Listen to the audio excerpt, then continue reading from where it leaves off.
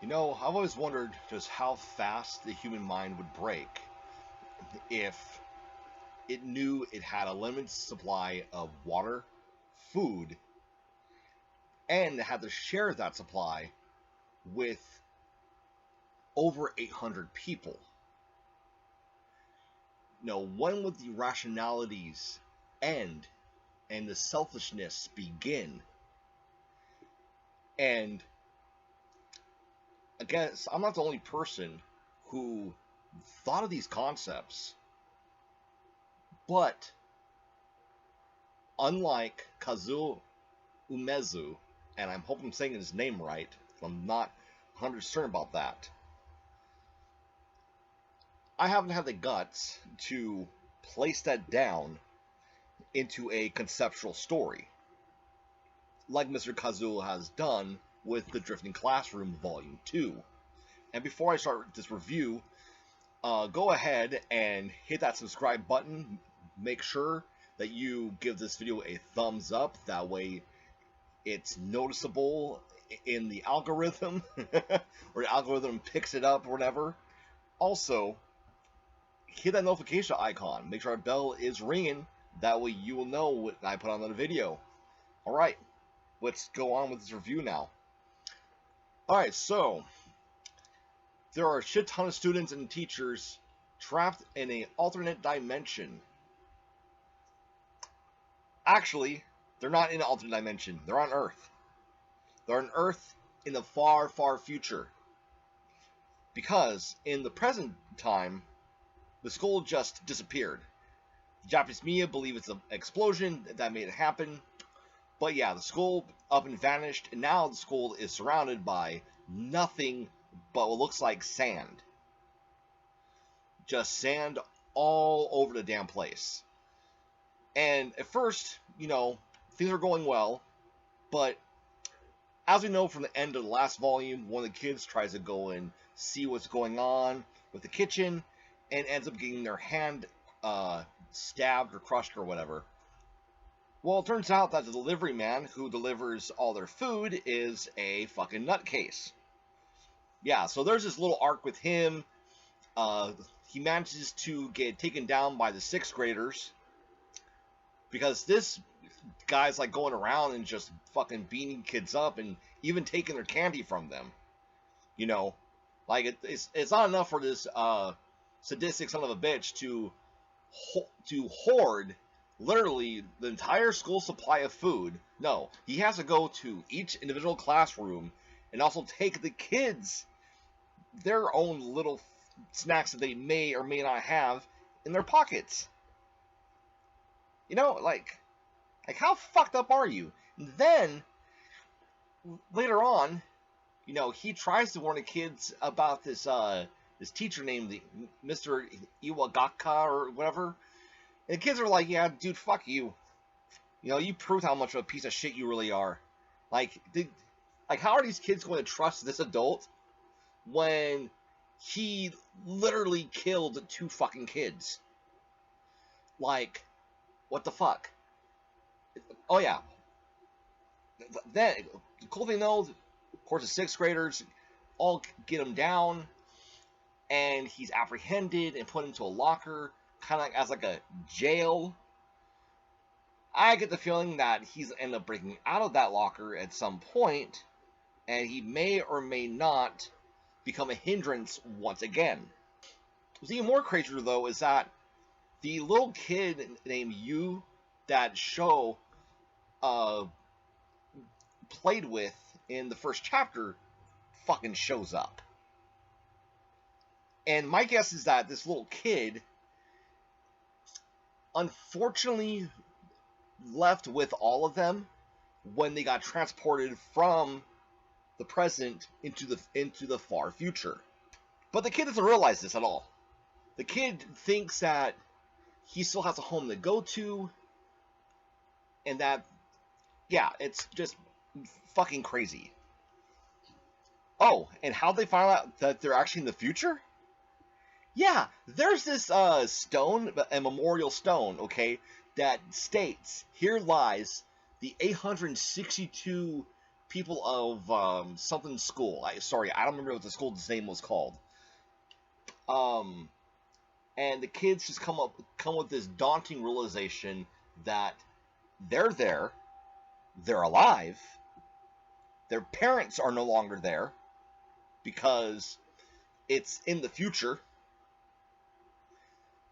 and literally where like houses and everything used to be. Well, here's the thing. There's nothing at all. Even the lakes are gone. Everything is just fucking sand. And if it wasn't for these kids being purposely brought out in the middle of nowhere by one of their teachers, who, mind you, okay, this teacher, and it's not a delivery guy, okay, Mr. Iwaka, I believe that's his name, he single-handedly killed all the other fucking teachers. Yeah, all their teachers are now dead. He's the only sole remaining adult left. And the last we see of him at the end of the volume, where he is choking out Sho. And we learn this big ass realization that while trying to get away from Mr. Iwagaka, okay, Sho ends up going into a tunnel system, then comes to a point where the tunnel kind of ends, but there's this massive space of emptiness. So if it goes any further, he's going to just jump, kind of fall to his death. I don't know why that was funny, but it kind of was. But this shows that all these tunnels and all these exits are actually apartment complexes. It's almost as if we're on top of these apartment complexes before diving into the sand.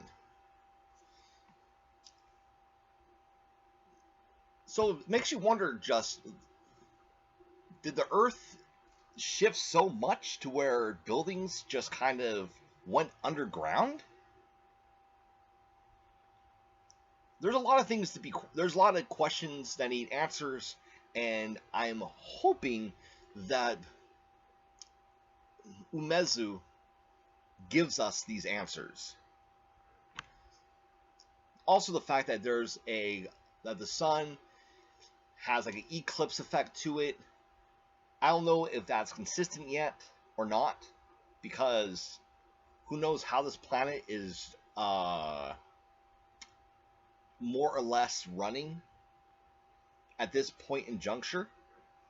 And there's no way to know if it's only just that area that's like that, or if the entire land of Japan, as well as the rest of the world, is like this as well.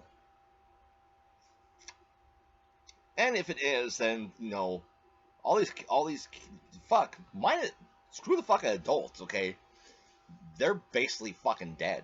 All these kids are gonna be fucking dead if they don't find some kind of source of water and food. You know, you can last a month without food.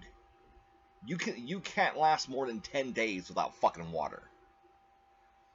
And if these kids can't find a source of water that's not from the school, then they're absolutely fucking screwed. Also, in the first volume, okay, Sho makes a mention that he was talking to his mother. Or rather, he heard his mother's voice. And the very last chapter of volume 2, we get to see the situation from the opposite end. Basically from Sho's mother's point of view.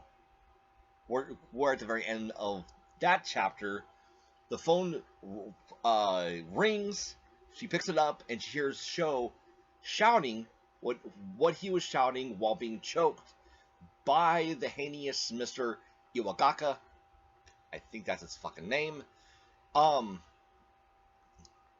Mommy, help me.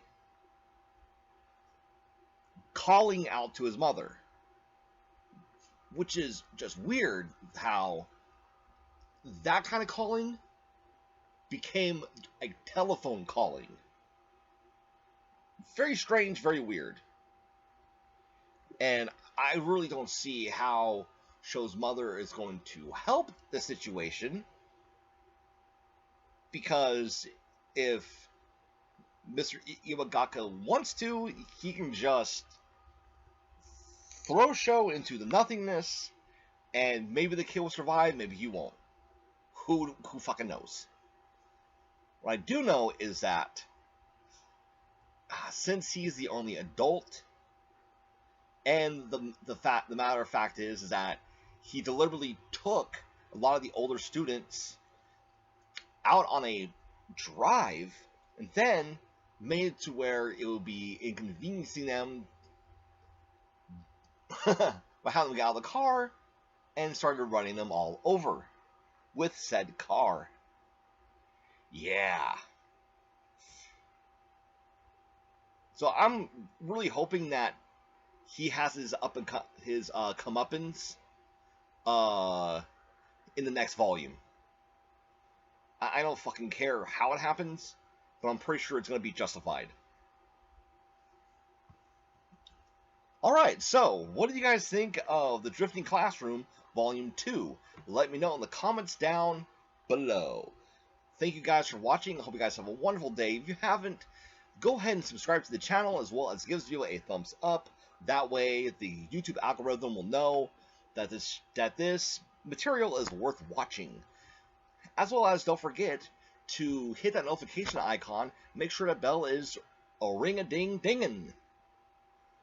And with that being said, I will see you guys next time. Bye.